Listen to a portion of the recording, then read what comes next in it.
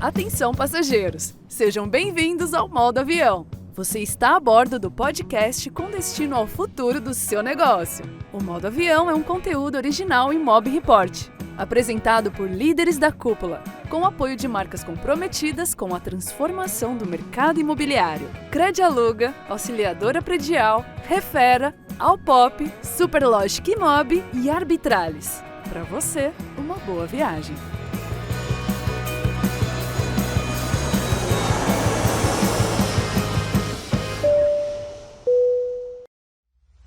Encontrar bons inquilinos, fechar contratos com segurança e lidar com imprevistos na hora da desocupação não é tarefa fácil. A Credialuga é uma empresa de soluções financeiras criada com a missão de impulsionar as imobiliárias, oferecendo modalidades de garantias inovadoras para o aluguel de imóveis em parceria com elas. O futuro do mercado imobiliário acontece agora e as imobiliárias estão no centro de tudo. Saiba mais em www.credialuga.com.br e conheça o nosso ecossistema de soluções. Credialuga, a garantia locatícia que mais cresce no Brasil.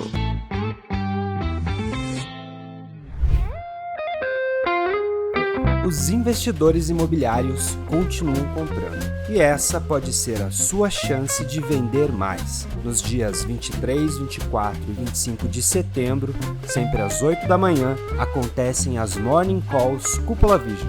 São 3 encontros ao vivo para imobiliárias que querem dominar o mercado de investidores imobiliários. Participe das Morning Calls do Cúpula Vision e prepare-se para vender mais e melhor para os investidores. O nosso convidado de hoje no podcast Modo Avião é uma referência em produção de conteúdo para a internet na sua cidade, Fortaleza, no Ceará, e ganhou visibilidade produzindo conteúdo como corretor.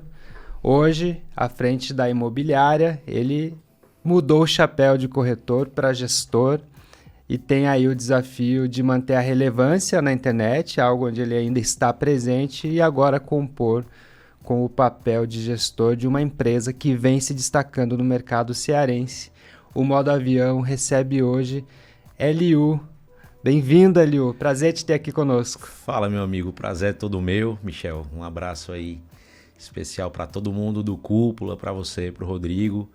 É uma honra e foi muito bom encontrar um espaço e poder estar aqui batendo esse papo com vocês diretamente de BC. Diretamente de IBC. Para quem não sabe, a gente está gravando aqui de Balneário Camboriú. O Eliu veio conosco participar de um treinamento que a Cúpula realizou aqui na cidade, Gestão de Vendas e Lançamentos. Pudemos conectar aí com gente do Brasil todo, né, Eliu? Conhecer, inclusive, algumas operações aqui na cidade e ainda achamos um espacinho na agenda aqui para fazer essa conversa, né? Cara, sensacional a experiência, não só de bater esse papo, mas também de se conectar com, sabe, tantas realidades, tantas formas diferentes de ver o mercado, tantas formas diferentes de atuar dentro de praças diferentes. Foi uma experiência, assim, engrandecedora. A gente tá com a cabeça a mil, com muita ideia assim, doido para voltar, para conseguir aplicar pelo menos uma parte do que a gente viu aqui. Eu tenho certeza que vai, assim, mudar o game pra gente. Perfeito, é essa a ideia, né? A gente vai falar sobre lançamentos, mas eu queria começar pedindo para você contar para a gente, né? Para quem não te conhece, a gente viu em você essa projeção que você ganhou, sendo pioneiro, né? Um dos pioneiros na sua cidade, em Fortaleza, produzindo conteúdo para o YouTube, produzindo vídeos, numa época em que isso ainda não era a commodity que se tornou hoje. É um trabalho que você continua fazendo, mas como eu disse aqui na abertura, agora também compondo com a responsabilidade de gerenciar aí um time com mais de 20 profissionais, né? Como é que foi, Eliu, essa virada? Em que momento que ela se deu? Michel, eu atuo na cidade de Fortaleza, né, estado do Ceará, em conjunto com outras 2 cidades, que é Eusébio e Aquiraz, que são cidades da região metropolitana de Fortaleza. Desde o começo, o meu foco foi esse, né? Eusébio e Aquiraz depois, mas principalmente Fortaleza. Eu comecei no mercado em 2009, numa imobiliária grande de Fortaleza, uma imobiliária que inclusive ela é uma imobiliária nacional. E eu sempre tive muito ligado ao digital. Mesmo quando o digital ele não era tão digital assim, né? O que era o digital na minha época, em 2009 e 2010? Disparo de e-mail marketing era uma coisa que não era todo mundo que fazia. Você escrever para um blog, você escrever para um site. Sempre tive interesse em fotografia e vídeo, então desde sempre tive interesse em buscar me aprimorar com relação à fotografia e vídeo. Eu segui por um caminho, eu desenvolvi algumas skills que por um acaso se tornaram as skills que em determinado ponto do mercado imobiliário o mercado virou nesse sentido. Inclusive técnicas, né? Quando tu fala de teu apreço pela fotografia, vamos lembrar que hoje pode parecer simples isso, qualquer um com um celular minimamente atualizado consegue tirar uma foto razoável. Em 2009, estamos falando de uma demanda que para fazer um material de qualidade, tu demandava um equipamento específico, não fácil de operar como é hoje, né? Eu tinha uma câmera profissional, uma Nikon com lente, com grande angular, com tudo. Eu levava uma bolsa, sabe, cheia de coisa. Era um aparato realmente bem com muitos itens. Assim, eu deixei de usar esse aparato quando o iPhone trouxe pela primeira vez uma câmera grande angular. Eu aposentei tudo e fui para o celular. Mas no começo não era. No começo, sabe, era GoPro, era a câmera digital primeiro, depois uma câmera profissional, iluminação, eu tinha todo esse aparato. Eu acabei desenvolvendo algumas skills de fotografia, de vídeo, edição de vídeo, edição de fotografia, que poderia não ter dado em nada se o mercado tivesse tomado um outro caminho. Podia ser que outra skill fosse a skill que realmente fosse fazer a diferença no mercado, mas o mercado ele acabou, por sorte, caminhando nesse sentido. Então, quando a produção de conteúdo ela se tornou algo importante, eu já estava bem pronto, eu já estava fazendo. Então, eu faço YouTube, por exemplo, desde 2015. Se você for buscar entender no mercado quem foram as primeiras pessoas que fizeram YouTube, ninguém fez muito tempo antes de 2015. Talvez quem fez primeiro fez pouco tempo antes disso. Hoje, os principais canais do YouTube, muitos deles foram depois de 2015. Então eu vinha fazendo YouTube há muito tempo. Então, e aqui a gente não está falando só do mercado imobiliário, né? De uma forma geral, ainda havia... O YouTube ainda era uma terra que estava sendo descoberta, né? E na verdade, eu acredito que até hoje. Assim, você tem sim o uso das redes sociais, tipo Instagram, TikTok, de forma, assim, muito ativa. Muitos corretores fazem, mas até hoje, se você for parar para analisar, por exemplo, dentro do universo de pessoas que a gente estava reunido ali mais cedo no evento, quantas pessoas realmente estão no YouTube ali? Quantas pessoas daquelas têm um canal e ativamente produzem conteúdo para ele com consistência? Então, apesar de tudo, ainda não é um oceano vermelho. O YouTube Sim. Eu ainda considero como um oceano azul que tem espaço para fazer ainda, entendeu? Só que eu fazia isso desde 2015. A rede social, o uso da rede social dentro do mercado imobiliário também, fiz no começo. A visibilidade, a gente, quando eu falo a gente, eu tô falando da imobiliária, mas eu no meu perfil profissional, que já tem quase 180 mil pessoas, eu só consegui conquistar essa visibilidade porque em todos os momentos eu startei assim que a coisa começou. Uhum. Então eu já estava, tudo que é lançado eu startava com a maior rapidez possível porque eu já tinha ali aquelas skills. Como, por exemplo, o TikTok, que emergiu de lá para cá e você já tinha o mais difícil, que era justamente ter a disciplina, a rotina de produzir conteúdo em vídeo, que depois se tornou a base dessa rede, né? A disciplina de fazer, o conhecimento de fazer, mas também já fazia um material minimamente de qualidade. Quando você Sim. começa a fazer, o meu vídeo 0 lá, ele é muito ruim. Se você Sim. for assistir... ele é muito ruim. Se alguém tiver curiosidade, vai lá e olha, é muito ruim. Então eu também tive a vantagem de quando essas redes sociais começaram, eu já estava minimamente adaptado com a câmera, já conseguia falar, já sabia como enquadrar, já sabia como editar, já sabia. Então assim, acabou Fez o treino. Acabou que eu já produzia conteúdo, já conseguia distribuir esse conteúdo e conseguia, assim, principalmente reverter os negócios que esse conteúdo gerava, porque também não adianta nada você fazer tudo isso e na hora do frente a frente com o cliente, você não transformar aquilo ali em venda, né? A rede social, a visibilidade que qualquer corretor tenha, ela é ela é excelente, ela é um grande meio para colocar o cliente na sua frente. Mas dali para frente, eu acho que é o básico, o beabá, sabe, é estudar, é olho no olho, gostar de cliente, gostar de resolver o problema ali que vai fazer a diferença. Isso é interessante e me lembra algo que a gente falava há pouco, que é o seguinte: no início, o que te motivou a produzir conteúdo era ter um material de apoio para poder falar com o cliente que você atendia ali na vida real. É quase como ter o YouTube como uma mera plataforma para subir o vídeo. Mas com o tempo, a própria rede, mas você também viu isso, ela deixou de ser um mero repositório de mídia para se tornar um canal efetivamente de alcançar um público maior, de tal modo que você comentava, já vendeu imóvel para gente de vários países, continua vendendo e hoje todo esse universo, esse mix de ferramentas digitais onde você está presente, segue muito relevante na tua geração de oportunidades, né? No começo, quando eu produzi os primeiros conteúdos para o YouTube, eu não sei se eu que não tinha essa percepção ou se ninguém tinha a ideia de que esse material e esse conteúdo ele se propagaria. Sim.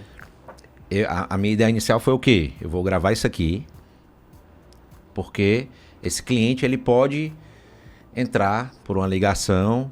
Eu nem lembro quais eram os canais assim que o cliente entrava, se era uma ligação, se ele mandava SMS, não lembro. Mas se ele entrasse em contato com a gente, eu tinha que ter ali um link para dizer, olha, assiste esse imóvel aqui, é isso aqui. E era única e exclusivamente com esse objetivo. Eu não tinha noção que existia um algoritmo, que esse algoritmo podia entregar para mais pessoas que estivessem ali buscando. Não sei se eu que não tinha ou se isso não era... Acho que era menos conhecido do que é hoje, né? E aí eu gravei uma série de conteúdos em 2015 e eu passei assim um período, sei lá, de uns 6 meses sem produzir nada. Eu acabei fazendo outras coisas e tudo. E aí por um acaso eu fui abrir um dia o canal para ver alguma coisa e tinha um monte de mensagem. Eu tinha feito um vídeo sobre documentação, sobre registro imobiliário e o desconto de 50% que você pode ter no registro se for o seu primeiro imóvel, se seu financiamento estiver enquadrado dentro de um perfil tal. E eu tinha feito um vídeo explicando como era isso. Cara, tinha um monte de comentário, pessoal, como é que faz isso, como é que é, me dá teu telefone, pega mais detalhes. E eu fiquei impressionado a quantidade de visualizações que esse vídeo tinha. E aí deu um estalo que poxa, esse conteúdo que eu tô fazendo, ele tem mais visualizações do que só as pessoas que eu tô enviando. Isso aqui tá se propagando de alguma forma. E aí eu fui estudar mais a fundo e comecei a criar realmente o conteúdo com esse objetivo. Mas aí assim, como todo canal de YouTube que você tá começando, você faz... E ali você tem 20 visualizações, 30, 40, e aquilo ali vai aumentando muito devagar. Acho que é um erro a pessoa achar que aquilo ali é pouco, porque se você for imaginar uma sala ali com 50 pessoas, é muita gente, né? Você tem que entender que ali não é só um número, ali são pessoas de verdade que assistiram aquele vídeo. Se me permitir, eu quero grifar isso que você disse, porque eu acho que isso é uma barreira de entrada muito grande, né? Quando você que está nos ouvindo começar a produzir conteúdo e achar que 40 pessoas é pouco, pensa nisso numa sala, né? Pensa essas pessoas dentro de uma sala atentas te ouvindo. Isso aqui dá um gás para entender porque o jogo é de resiliência, né? Total, assim, todas as pessoas que têm talvez uma visibilidade, alguma audiência, começaram do zero, né? Sim. Todas, todo mundo começou do zero. Então, foi ali devagarzinho. E aí, assim, em algum momento, se você fizer com consistência, algum conteúdo que você produzir, ele vai, de alguma forma, sabe, furar uma bolha, furar um teto. Teve um imóvel em específico que eu gravei, que esse vídeo chegou a 700 mil pessoas. Eu tinha uma média ali de 500, 600 mil 2.000 visualizações por vídeo e esse bateu 600 mil. Não sei porquê, era um imóvel normal, no Até preço hoje normal. você não sabe. Tem dessas, assim, às vezes o vídeo que viraliza, entre aspas, e te projeta, é uma coisa que não tem explicação. O algoritmo, às vezes, faz isso. E aí esse vídeo alcançou um negócio absurdo, eu saí de X inscritos pra... E aí daí pra frente a coisa foi acontecendo e todo vídeo que eu fui postando, enfim, foi ganhando mais O algoritmo visibilidade. ainda tem dessas? Tem. É assim, você tem que produzir com consistência e você tem que estar fazendo, assim, a ferramenta ela gosta de constância. Então, se você produz um vídeo por semana e posta ele todo sábado, você tem que fazer esse vídeo e postar todo sábado, no mesmo horário, porque a plataforma, ela quer que aquilo ali se torne como se fosse uma espécie de programa de TV. Ela gosta da rotina, ela gosta dos horários bonitinhos e tudo. E se você fizer tudo conforme, seguir as boas práticas e tudo, em algum momento isso pode acontecer. Acontece com vários criadores de conteúdo, mas ninguém sabe explicar às vezes por quê. Porque é sempre um vídeo, assim, inusitado, entendeu? Mas é o ponto de partida. E quando aconteceu, eu continuei fazendo, né? Se viralizou, se furou uma bolha, eu aproveitei o momento e fui. Então, hoje o canal já recebeu mais de 14 milhões de visualizações. Tem uma monetização que não é o meu objetivo, mas eu também não acho ruim que recebe, né? Ajuda a financiar a compra de equipamento, o que for. Mas o fato é que o YouTube hoje, ele é um canal de prospecção de clientes que pra gente é muito importante. Sim. Não só porque ele prospecta leads de excelente qualidade, mas também porque gera uma certa autoridade que outras redes sociais, não, na minha visão, não conseguem tanto. Porque enquanto o Instagram é uma coisa rápida, superficial, a não ser que você tente usar de forma assim, diferente, em se mostrar um pouco mais e mostrar quem você é, mas geralmente é uma coisa muito superficial. Você não precisa ter muito conteúdo e muita bagagem profissional para fazer Instagram.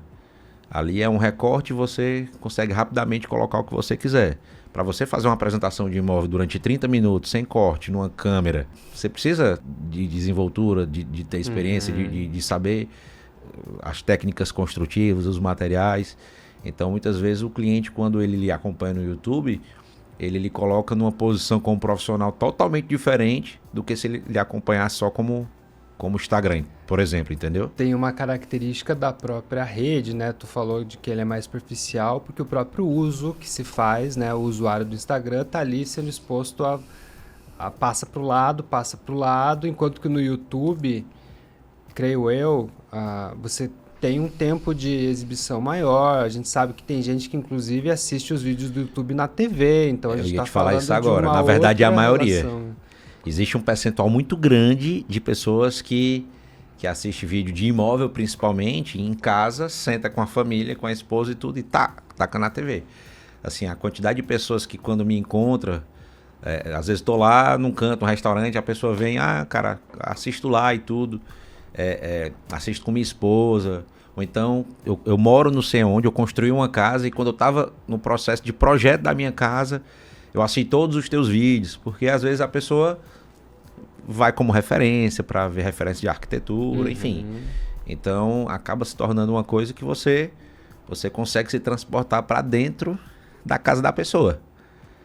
Né? Muitas vezes 30 minutos da agenda de um cliente hoje é tudo que o corretor quer, né? Total. Tanto que o YouTube o YouTube é uma rede social também que ela é muito bacana para, sabe, criar essa conexão. Determinados clientes, quando eles me conhecem do YouTube, hoje eu não atendo mais tanto cliente, né? Mas os poucos que eu atendo, naquele primeiro momento que você desce do carro e vão se cumprimentar ali, se conhecer, tem cliente que falta dar um abraço, assim, porque para mim é a primeira vez que eu tô vendo aquela pessoa. Mas para aquela pessoa, eu já sou uma pessoa de casa, assim, ela já me acompanha e tudo. Tem gente que pela primeira vez que me vê, vem me dar um abraço, entendeu? E aí eu fico achando estranho. Aí depois eu descubro, não, assiste lá do YouTube e tal. Então tem muito disso. E me diz uma coisa, você comentou, Hélio, que Hoje você já não vende mais, né? Ou melhor, você já não faz o atendimento, né? Como fazia antes. Então, eu imagino que chegou o momento em que você precisou buscar apoio, né? Como é que foi essa busca por essa equipe de apoio e como é que isso veio até o momento de agora, em que a gente está falando de fato de uma imobiliária, né? Você deixou de ser um corretor com uma presença digital relevante apenas para se tornar também uma imobiliária, né? Como é que foi essa virada? Como tudo na vida, existem pontos positivos e negativos sobre a mesma coisa. Quando eu não tinha nenhuma visibilidade no Instagram, no YouTube, no TikTok, as redes sociais, elas eram redes sociais assim normais de uma pessoa que usa para o uso pessoal, mas também para o profissional ali mesclado, mas sem uma produção de conteúdo ativa. Eu tinha um volume de trabalho e tinha um volume de leads e de prospecção de clientes diferente. E eu conseguia atender todos os meus clientes assim de uma forma... Pode ter alguém que atendesse igual a mim, mas melhor do que eu. A pessoa tinha que, porque eu dava total atenção, eu estava próximo, eu tinha disponibilidade de tempo para dedicar e tudo. A partir do momento que as redes sociais começaram a dar certo, eu aumentei o volume de clientes, mas em compensação a coisa ficou um pouco mais complicada com relação à agenda, com relação à demanda, tempo de resposta em WhatsApp, enfim. Uhum. E aí eu comecei a sentir a necessidade, as 24 horas do dia já não estavam mais dando certo, eu comecei a ter necessidade de trazer corretores para me dar um suporte. Não era um imobiliário, eu não considero que era um imobiliário naquele momento, porque aquelas pessoas estavam ali, aqueles corretores profissionais, para me dar suporte. Então eu atendi uma parte da turma, tu atende esse, tu vai para esse aqui e vamos junto. E eu vou te dar suporte e tudo, mas era uma coisa assim, mais para me suportar do que para realmente mudar a vida deles. Não tinha, nesse momento, já uma ideia... Não tinha gestão, assim, não tinha ideia de crescer e tudo. Foi crescendo de forma orgânica, bota mais um, bota mais outro, bota mais outro. E aí eu tinha ali mais ou menos... começou com um, aí chegou até mais ou menos 4 corretores. E eu tive uma virada de chave. Eu acho que todo corretor que tem alguma visibilidade nas redes sociais passa por isso, assim, chega um momento que a pessoa fica na dúvida se ele vai ser um corretor e continuar naquele formato que eu estava, ou se ela vai virar um gestor de imobiliária. O fato é que eu precisava diminuir essa demanda de trabalho. Eu poderia ter, se fosse continuar como corretor, eu poderia ter aumentado o ticket dos imóveis, passado uma régua. Isso aí ia diminuir um pouco a demanda e talvez eu conseguisse voltar a atender com qualidade. Se continuasse aumentando a demanda, eu ia subindo o ticket até a demanda diminuir e ficar controlável. Ou eu podia aproveitar toda aquela demanda e colocar mais pessoas dentro da imobiliária para poder a gente conseguir ter um volume maior de negócio. E aí eu tive... assim, conversei com algumas pessoas, tive alguns insights, participei de algumas coisas e ouvi algumas coisas que me fizeram decidir aí pelo caminho da imobiliária. Entendi que por mais que eu tivesse uma boa performance e vendesse bem, eu acho que nada pode superar um time bem treinado, um time engajado, né? E um time, sabe, com o mesmo objetivo. A gente vê aqui pelas imobiliárias que a gente visitou aqui em Balneário Camboriú, é um resultado que acho que é impossível para uma pessoa só, e até mesmo pelos nossos resultados atuais lá na imobiliária. São resultados que eu, sozinho, talvez nunca conseguiria ter. No primeiro ano a gente teve um resultado que talvez eu sozinho teria. No segundo já foi diferente, mas agora a gente está projetando um resultado que eu nunca teria se eu não tivesse um time. Então um time ele vai ser sempre maior, na minha visão, hoje em dia, do que uma pessoa. E também... tive a visão que eu precisava crescer. Se eu fosse ficar no formato igual àquele durante muito tempo, o nosso mercado está o tempo todo se expandindo. Se você permanece parado, não é que você não está crescendo, você está encolhendo. Sim. Então quem não cresce, na minha visão hoje, não é que só não cresce, ela encolhe. Porque o mercado ele cresce e a sua participação, que era de 5%, exemplo, ela passa daqui a pouco a ser 4%, daqui a pouco ela passa a ser 3%, e não é porque você está diminuindo, é porque o mercado se expande e se você não cresce, você encolhe. Como é que foi construir essa visão? Porque até então, ouvindo você falar da tua trajetória, você me chama a atenção que você fala muito do crescimento orgânico, né? De uma entrada muito, eu diria assim, cuidadosa, até tímida em alguma forma, mas com essa perspectiva de um crescimento orgânico. Quer dizer, você não começou já com um plano de se tornar um dono de uma imobiliária. Mas aí quando você enxerga, você fala que teve a visão de que precisava crescer. O que mudou? O que fez você mudar e adquirir essa visão? Eu já, apesar da história da LU Imóveis ela ter 3 anos, a minha história como corretor tem 15, e eu tive outras imobiliárias. Na verdade, eu tive outra imobiliária durante esse processo anterior a essa que eu tenho agora. Eu tinha um outro sócio, foi em outro formato. Naquele formato, eu montei todo um aparato, toda uma estrutura, e dali eu fui tentar criar a demanda. E a imobiliária não deu tão certo. Entendi. Nessa segunda vez, a demanda ela já existia. Sim. E a imobiliária acabou surgindo para atender uma demanda que já existia. Hoje, a minha demanda orgânica ela não consegue atender todo o time que a gente tem. A gente está lá em mais ou menos 25 pessoas. Então, hoje eu não consigo mais, com a demanda orgânica, atender todo o time. Mas a gente já consegue gerar boas oportunidades ainda. Se eu tivesse talvez um time um pouco menor, a imobiliária conseguiria viver só do meu orgânico, que é o complemento com o pago. Demanda orgânica, clientes que vêm a partir da tua produção de conteúdo ou relacionamento que você construiu nesses anos. O cliente que é impactado por mim, seja no Instagram, seja no YouTube, e que vai lá e bota para falar comigo e fala, cara, estou buscando um imóvel assim, quero comprar isso, quero comprar aquilo, quero, sabe, te entregar esse meu imóvel. É isso aí. Então hoje, uma boa parte das vendas vem dessa demanda orgânica. Mas a maior parte, né? Não, hoje em dia vem se tornando cada vez menor, porque como hoje em dia eu tive essa visão de que eu preciso crescer, hoje o nosso crescimento ele é maior do que o meu crescimento dentro das redes sociais. Hoje você crescer dentro das redes sociais não é mais tão fácil quanto já foi. Sim. Eu consegui crescer bastante durante um período porque no início de cada ferramenta eu estava lá fazendo. Né? E as ferramentas, quando elas criam as coisas, elas querem que as pessoas usem e elas impulsionam quem estão fazendo. Então eu no momento certo eu tinha a skill certa e fiz e deu certo. E hoje, entendendo que a gente precisa crescer para não encolher, eu tive a visão de, aí sim, tornar esse projeto de imobiliária, aquela sementinha que estava ali, que era só 3, 4 pessoas comigo, no imobiliário de fato, né? Ter um time de gestão e tudo. E eu tinha um corretor que se destacava bastante nas vendas, mas não só nas vendas, mas também assim, de identificação, de caráter. Era uma pessoa que eu me identificava muito, que é o Desord, que está aqui com a gente. Que é o Desord, que está aqui nos ouvindo nos bastidores. Está aqui do lado. Salve para ele. O Desord, que foi meu corretor, um corretor que se destacou muito, se tornou meu gestor.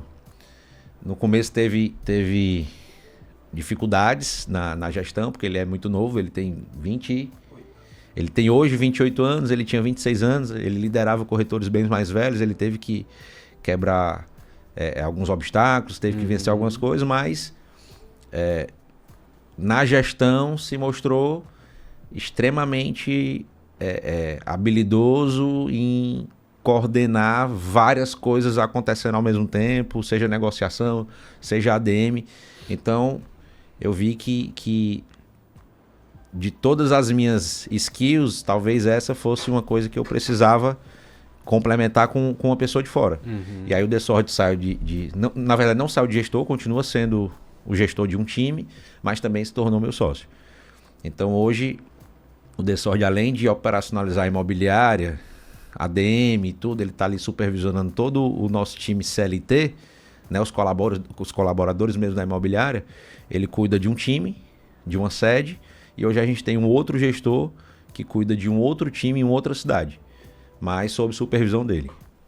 Então, hoje ele é meu sócio e tem uma função assim comercial e operacional dentro da imobiliária, e eu continuo com a minha função de produção de conteúdo e a gente junto também na parte estratégica. Então hoje a nossa visão assim, é muito mais de como a gente pode melhorar como imobiliária, como empresa, do que como o LU pode se tornar um corretor melhor, né? Aos poucos eu vou até deixando de fazer venda e vou passando as oportunidades, distribuindo, transbordando para o time.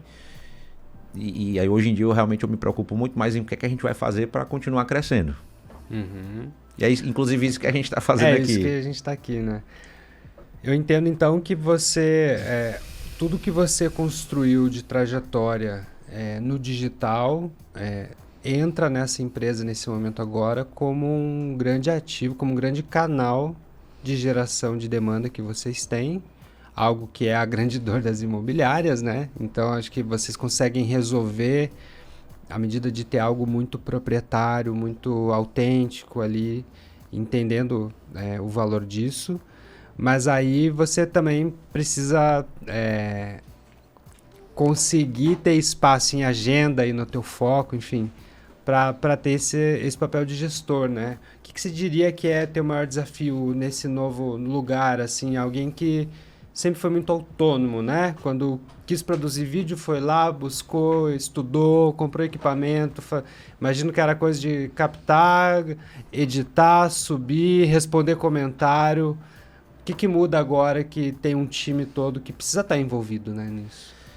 Eu tenho 100% de consciência que o que me trouxe até aqui não é a mesma coisa que vai me levar para onde a gente quer chegar. Então, as skills que eu tenho, elas não são as mesmas skills que a gente precisa ter. Então, a gente está agora participando assim, de uma rodada de cursos de amadurecimento, de aperfeiçoamento, para a gente conseguir, aplicar coisas novas na imobiliária. Mas uma coisa que tem em comum com a questão assim, da minha vida profissional desde o início é a ideia de que a gente tem que pegar tudo no começo e a gente tem que tentar trazer as inovações antes das outras imobiliárias. E vai ser o gestor que vai ter esse olhar. Então assim, a gente está olhando para a inteligência artificial, a gente está, olhando para formas diferentes de prospectar clientes. A gente está olhando para algumas coisas assim que já não é uma inovação, como muita coisa que a gente viu no evento como cultura. Então assim, a gente está se profissionalizando e também buscando novas formas de fazer o que já é feito, mas de um jeito diferente. Sempre funcionou como corretor esse movimento assim, de tentar inovar de alguma forma, e a gente agora está tentando fazer isso dentro da imobiliária. A imobiliária já tem um resultado muito bom nos 3 anos que existe. Vem praticamente crescendo, do primeiro para o segundo ano, cresceu, 400%. A gente vem trazendo agora um crescimento ali de 30% ao ano, ou até um pouco mais, e a gente quer continuar esse crescimento, mas a gente entende que a gente pode crescer muito mais porque tem muitas coisas que a gente pode fazer para acelerar isso. E é justamente esse o movimento que a gente está agora, assim, de aprendizado mesmo. De entender que a gente precisa... que é uma coisa que eu vejo que não é todo gestor e dono de imobiliária que tem. O cara, ele tem a experiência dele, ele tem a bagagem dele, que é muito valiosa, mas ele muitas vezes acha que aquilo ali é suficiente e ele vai para sempre seguir nesse caminho sem buscar nada de diferente.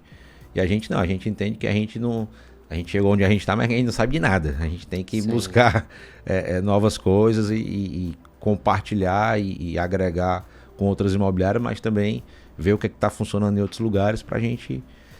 muitas vezes não é uma ideia original, mas a gente pode replicar coisas que estão sendo feitas e que ainda não está sendo feito lá, por exemplo. Replicar, adaptar para a tua realidade e trazer uma inovação. Tem coisa que vai funcionar. Não é uma tecnologia necessariamente, né? É um processo, é uma forma de resolver um problema. Exato. Não necessariamente é um sistema, nada novo. Muitas vezes é só uma forma diferente de uma abordagem, de um processo que funciona em determinado lugar e lá a gente faz de outro jeito. Algumas coisas vão dar certo, algumas coisas não vão dar certo, mas é do isso. jogo. É do jogo. Vamos dar uma palhinha para quem está nos ouvindo e não teve a oportunidade de participar desse treinamento aqui de lançamentos em Balneário, desses 3 dias, né, de imersão. A gente teve a oportunidade de ouvir, eu diria, o nosso time de mentores mais qualificado que a gente já teve. Assim, estamos falando de gestores comerciais das maiores incorporadoras do Brasil, algumas das principais imobiliárias também brasileiras. O que você poderia destacar de tudo que você aprendeu, assim? O que te chamou mais atenção? O que te fez pensar, cara, isso aqui dá para fazer?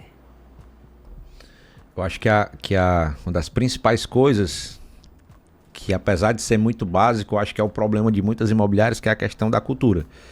A gente viu que nas principais incorporadoras, não só na parte da incorporadora falando de tijolo, mas também das que tem house, como das imobiliárias que a gente viu aqui que tem bastante sucesso, a questão da cultura ela é muito, muito forte, né? A cultura ela é inegociável. Então, apesar de ser uma coisa assim que teoricamente é básica, e que é algo que, se você contratar uma consultoria que for, ela vai falar sobre isso talvez no primeiro dia. Não é tão fácil assim de você aplicar, né? Você vai ter que sangrar, você vai ter que fazer coisas que você não queria. Então, assim, muitos falaram sobre cultura, muitos falaram sobre processo. Eu tive lições valiosíssimas com todos eles. Eu acho que de cada mentor, seja um incorporador, seja um dono de uma incorporadora que teve presente, seja um coordenador de empresa de lançamento, eu acho que todos eles assim puderam agregar ou como é o processo que eles fazem para fazer um lançamento, ou de uma forma mais subjetiva, falando sobre cultura e como você ter um time de vendas, sabe, campeão. Uhum. Eu acho que para quem tem uma empresa de vendas, essas coisas elas são muito importantes. Sobretudo nesse contexto que a gente está vivendo, né, de uma entrada forte de corretores novos no mercado, e aí ao mesmo tempo uma disputa pelos talentos. Hoje em dia formatos novos de imobiliária surgindo, com algumas promessas de maior resultado, pelo menos enquanto promessa, né? E aí a gente vê esse desafio de desenvolver, reter e contratar como uma tríade contínua, né? Que não cessa, né? Porque o processo vai ser contínuo. Uma coisa que eu percebi, que a gente percebeu aqui, é que muita coisa que a gente está fazendo a gente pode melhorar, mas também muita coisa que a gente está fazendo certo. A gente conseguiu confirmar que sabe, muita coisa que a gente aplica lá na imobiliária é assim mesmo e vai continuar funcionando. Por exemplo, o que você ouviu aqui que vocês fazem lá também? Cara, uma coisa que eu sempre pensei sobre o mercado, essa nova geração de corretores que está entrando no mercado, o cara que está no mercado há 15 anos, ele pegou os classificados. Ele tinha que ligar, ele tinha que fazer visita porta a porta, ele tinha que, sabe, falar no telefone com o cliente. Ele tinha que se movimentar, ele fazia ação, ele fazia panfletagem, ele tinha que se movimentar para conseguir cliente, porque não tinha uma campanha que você ligava, botava um dinheiro e... Enfim. E o corretor de hoje, ele está muito adaptado e confortável com tráfego, com tudo. E que a gente vê que sozinho isso não resolve o jogo. Então a gente sempre teve em mente que o trabalho que dá certo no final das contas é o feijão com arroz bem feito. Sim.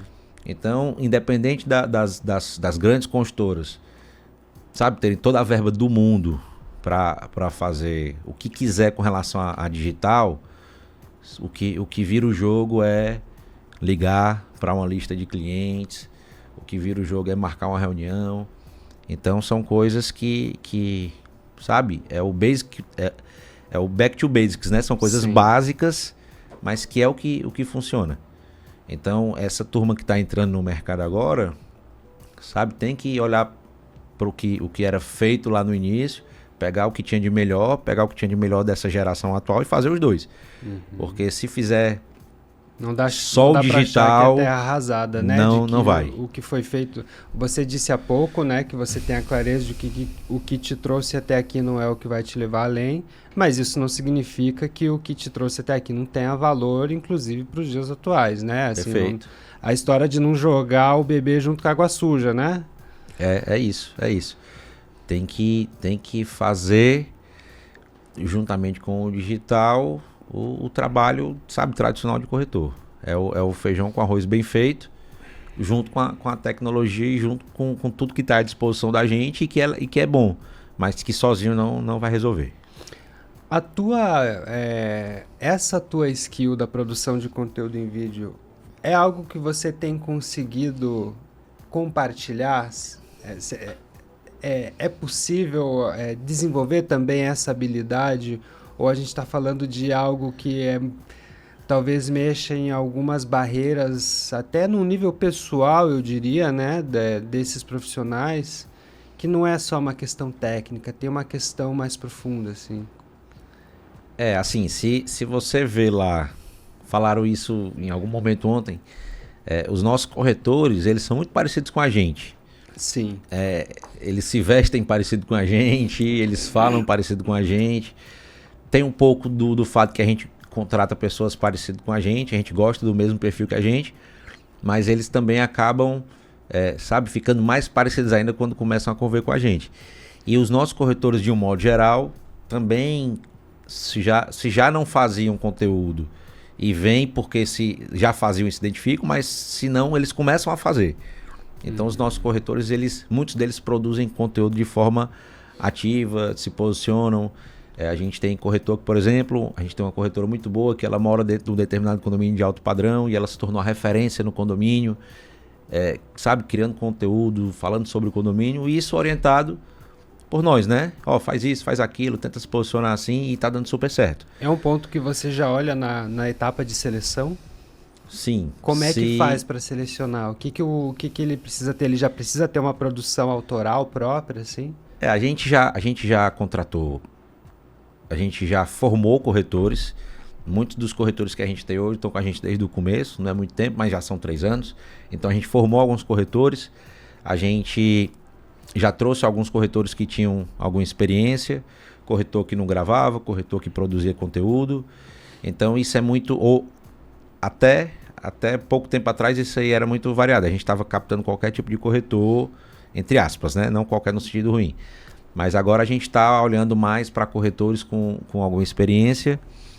E quando produz conteúdo é melhor ainda, né? Isso é algo que pra gente dentro da seleção é um ponto positivo. Todas as seleções, né? Quem faz é o De Sorte, que é meu sócio. Ele tem um olhar muito bom assim para conversar com a pessoa e sabe, entender ali a motivação da pessoa. Ele tem esse olhar mais empático, ele consegue rapidamente, com uma conversa ali de meia hora, 1 hora, ele consegue ter uma assertividade muito boa. Nosso time do ADM, por exemplo, nossos colaboradores, todos são maravilhosos. Assim, a gente acertou em cada contratação que a gente fez para o nosso ADM. Então a gente costuma recrutar bons corretores, e essa questão da produção de conteúdo com certeza é um ponto forte, mas não é o principal, né? A gente busca muito mais alguém que esteja mais alinhado com o que a gente entende que é o comportamento que a gente quer ter na imobiliária. Mas sim, a produção de conteúdo ela é um ponto positivo, né? É um diferencial, é mas algo que é possível treinar também. Total, assim,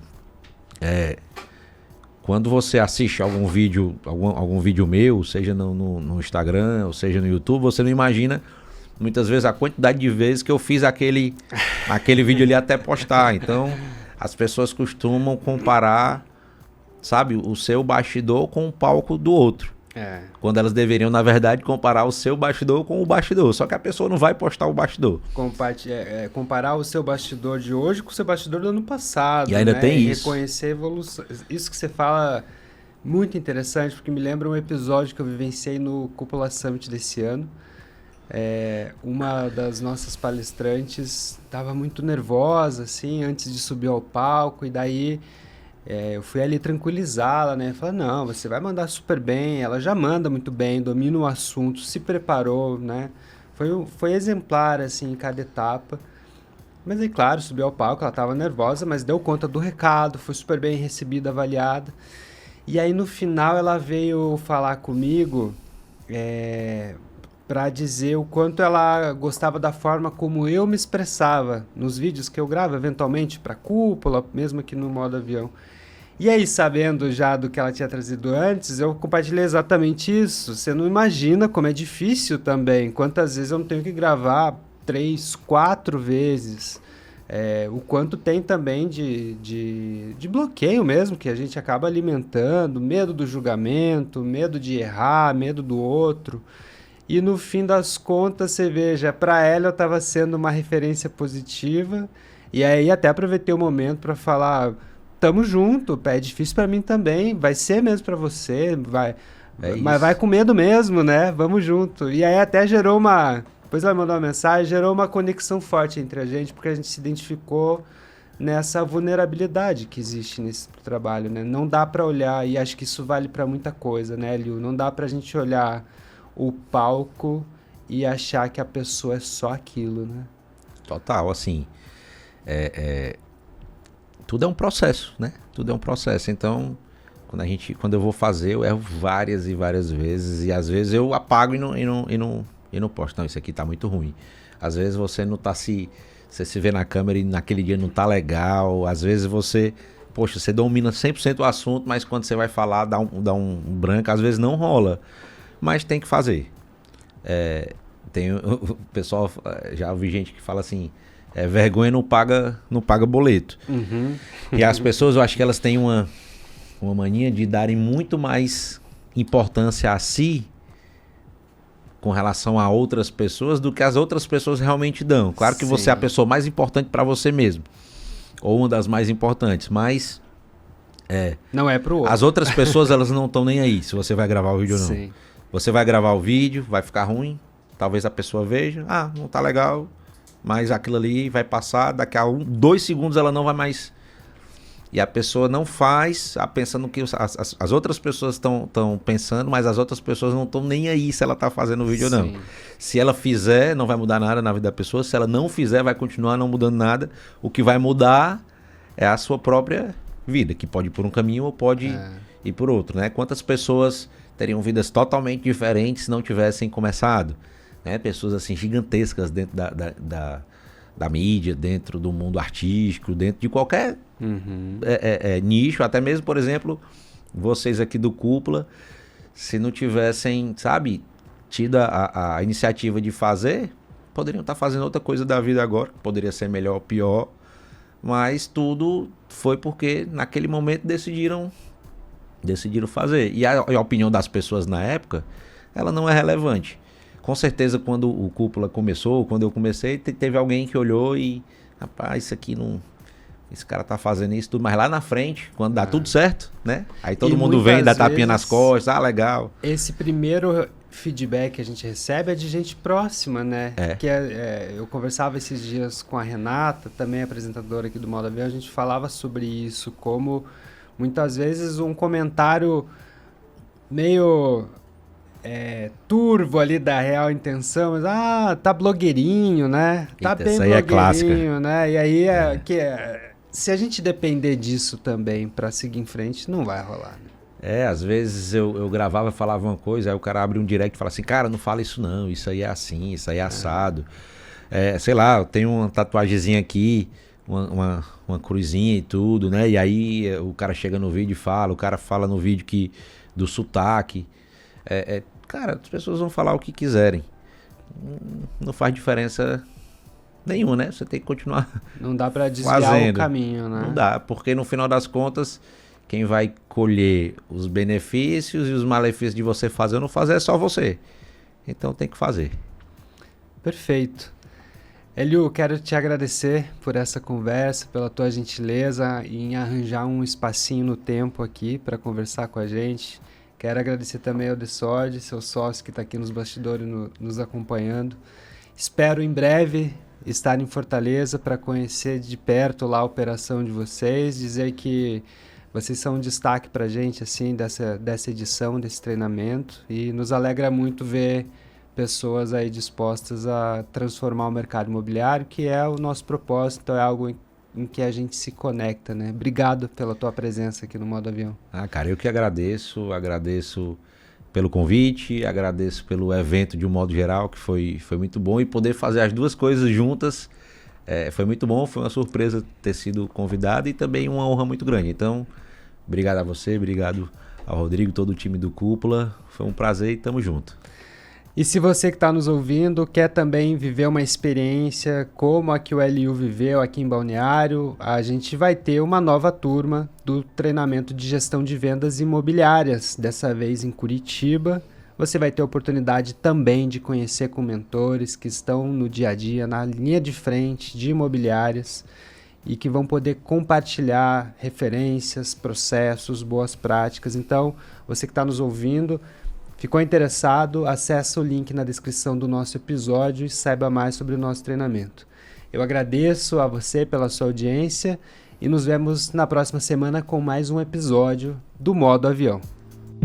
Você ouviu mais um episódio do Modo Avião. Antes de desembarcar, lembre-se de avaliar esse episódio. Confira se anotou todos os insights da entrevista e compartilhe com seu time. Modo Avião é um conteúdo original Imob Report, apresentado por líderes da Cúpula e com oferecimento de Cred Aluga, Auxiliadora Predial, Refera, Alpop, Superlogic Imob e Arbitralis. Obrigada por nos ouvir até aqui e até o próximo episódio.